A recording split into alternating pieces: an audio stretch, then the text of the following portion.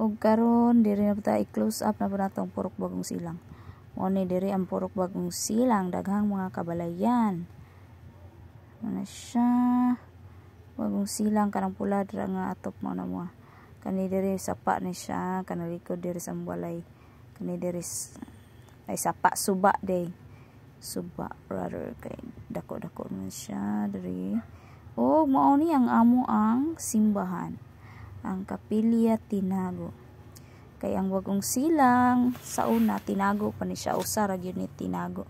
Unya kay nagadaghan naman ang tawo, mo na duha na siya gisipak, naghimo na siyang Purok Bagong Silang, mao na siya.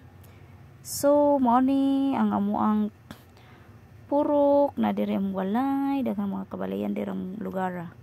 Mao na siya nga ang amo ang purok.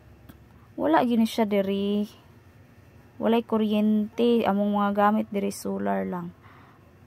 Dayon og magpa-charge mi mato ra mi diri sa baryo, sa sentro ra mi magpa-charge.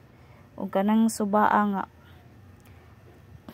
suba kuyaw ka na siya basta magbaha kay kaluluoy ang mga estudyante. Lisod kayo manang mamidpid ra na sila diri sa mga kilid-kilid aron di sila makaagi og suba dira sila.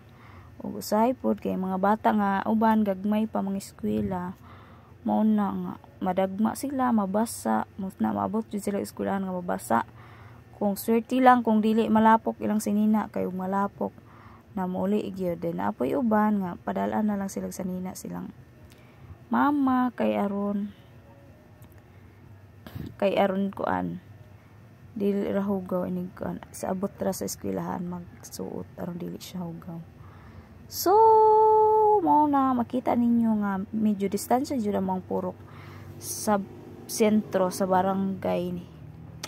Mga hike ra na siya og